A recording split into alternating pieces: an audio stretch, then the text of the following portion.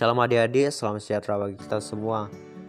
Dan Kids Philadelphia, Light of the Nation Kids, berakar dalam firman, bertumbuh dalam iman, berbuah untuk Tuhan, dan jadi berkat.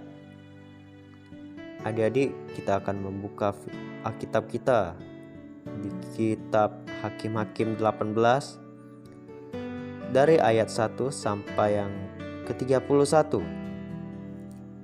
Patung sembahan Mika dirampas oleh Bani Dan. Pada zaman itu tidak ada raja di antara orang Israel, dan pada zaman itu suku Dan sedang mencari milik pusaka untuk menetap.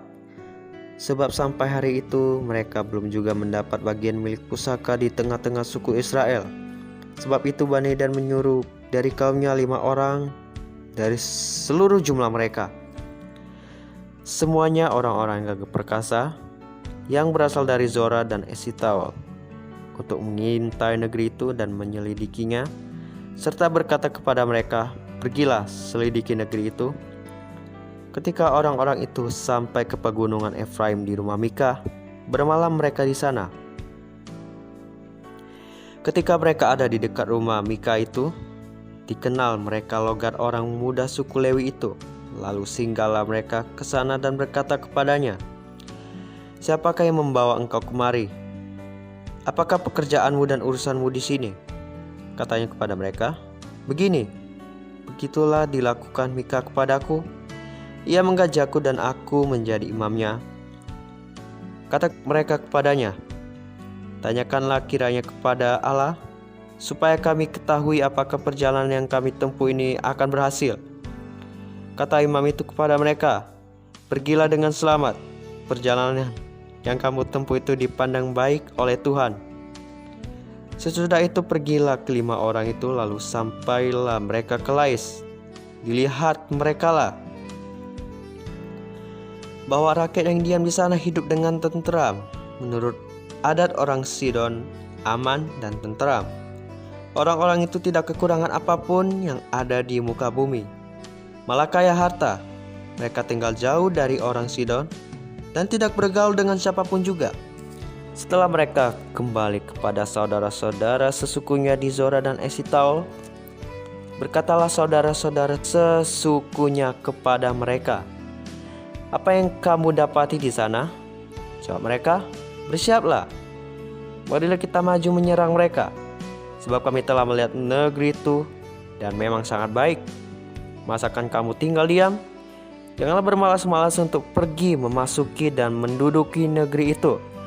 Apabila kamu memasukinya, kamu mendapati rakyat yang hidup dengan tenteram, dan negeri itu luas ke sebelah kiri dan ke sebelah kanan. Sesungguhnya Allah telah menyerahkannya ke dalam tanganmu. Itulah tempat yang tidak kekurangan apapun yang ada di muka bumi." Lalu berangkatlah dari sana, dari Zora dan Esitaol, 600 orang dari kaum suku Dan. Diperlengkapi dengan senjata, mereka maju, lalu berkemah di Kiryat Yarim di Yehuda. Itulah sebabnya tempat itu disebut Mahanedan. Sampai sekarang letaknya di sebelah barat Kiryat Yarim. Dari sana mereka bergerak terus ke pegunungan Efraim dan sampai di rumah Mika. Lalu berbicaralah ke-5 orang yang telah pergi mengintai ke daerah Lais itu. Katanya kepada saudara-saudara sesukunya, "Tahukah kamu bahwa dalam rumah-rumah ini ada efod, terafim, patung pahatan dan patung tuangan? Oleh sebab itu, insafilah apa yang akan kamu perbuat." Kemudian mereka menuju ke tempat itu, lalu sampai di rumah orang muda suku Lewi itu di rumah Mika, dan menanyakan apakah ia selamat. Sementara ke-600 orang dari Bani Dan yang diperlengkapi dengan senjata itu tinggal berdiri di pintu gerbang. Maka ke-5 orang yang telah pergi mengintai negeri itu berjalan terus masuk ke dalam, lalu mengambil patung pahatan, efod, terafim, dan patung tuangan itu. Adapun imam itu berdiri di pintu gerbang bersama-sama dengan ke-600-an orang yang diperlengkapi dengan senjata itu. Tetapi mereka yang lain-lain itu masuk ke dalam rumah Mika dan mengambil patung pahatan, efod, terafim dan patung tuangan itu. Berkatalah imam itu kepada mereka, "Berbuat apakah kamu ini?" Tetapi jawab mereka kepadanya, "Diamlah, tutup mulut, ikutlah kami dan jadilah bapak dan imam kami. Apakah yang lebih baik bagimu, menjadi imam untuk seisi rumah satu orang atau menjadi imam untuk suatu suku dan kaum di antara orang Israel?" Maka gembiralah hati imam itu. Diambilnyalah efod, terafim dan patung pahatan itu, lalu masuk ke tengah-tengah orang banyak. Kemudian berbaliklah mereka dan pergi dengan anak-anak, ternak dan barang-barang yang berharga ditempatkan di depan mereka. Ketika mereka telah jauh dari rumah Mika, dikerahkanlah orang-orang dari rumah-rumah yang di dekat rumah Mika, dan orang-orang itu mengejar Bani Dan itu. Mereka memanggil-manggil Bani Dan. Maka berbaliklah orang-orang itu dan berkata kepada Mika, "Mau apa engkau dengan mengerahkan orang?" Lalu jawabnya, "Allahku yang kubuat serta imam juga kamu ambil, lalu kamu pergi. Apakah lagi yang masih tinggal padaku? Bagaimana perkataanmu itu kepadaku? Mau apa engkau?" Berkatalah Bani Dan kepadanya, "Janganlah suaramu kedengaran lagi kepada kami. Nanti ada orang yang menyerang engkau karena sakit hati, dan dengan demikian engkau serta seisi rumahmu kehilangan nyawa." Lalu Bani Dan melanjutkan perjalanannya, dan Mika setelah dilihatnya mereka itu lebih kuat daripadanya, berpalinglah ia pulang ke rumahnya. Lalu Bani Dan dengan membawa barang-barang yang dibuat Mika, juga imamnya, mendatangi Lais, yakni rakyat yang hidup dengan aman dan tentram. Mereka memukul orang-orang itu dengan mata pedang dan kotanya dibakar. Tidak ada orang yang datang menolong, sebab kota itu jauh dari Sidon, dan orang-orang itu tidak bergaul dengan siapapun juga. Letak kota itu di lembah Bet Rehob.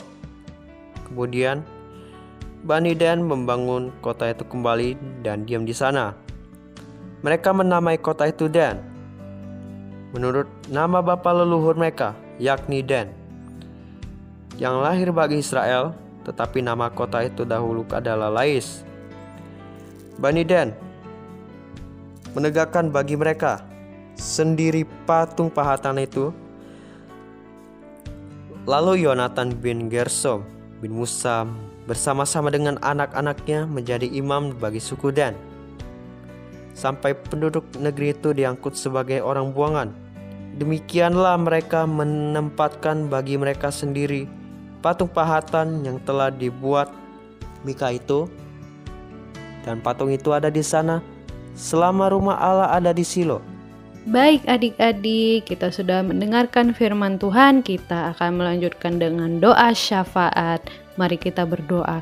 Terima kasih Tuhan Yesus untuk hari yang sungguh indah, di mana kami masih bisa menikmati kehidupan ini dan anugerah-Mu yang sungguh luar biasa dalam kehidupan kami. Tuhan Yesus, kami mau berdoa bagi setiap orang yang telah mendengarkan dan juga sambil membaca firman-Mu. Biarlah Engkau memberkati pikiran hati mereka Tuhan Yesus. Engkau tetap mengurapi mereka dan Engkau membimbing mereka ke dalam jalan yang benar.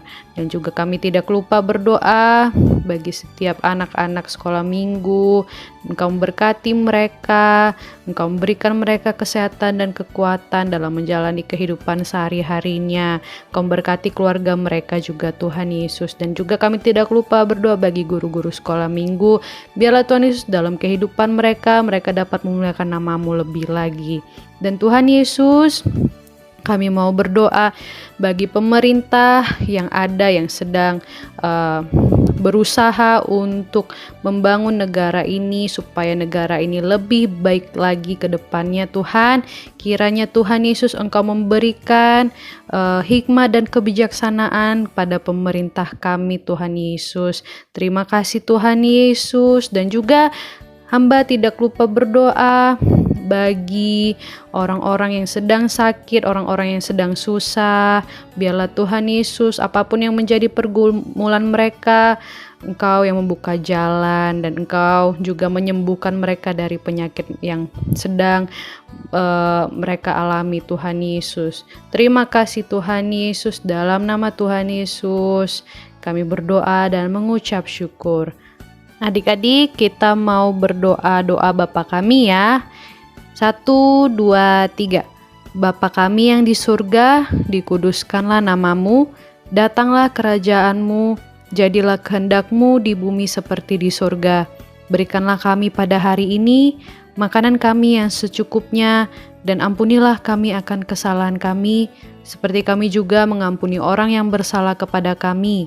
Dan janganlah membawa kami ke dalam pencobaan, tetapi lepaskanlah kami daripada yang jahat, karena Engkaulah yang mempunyai kerajaan dan kuasa dan kemuliaan sampai selama-lamanya. Amin.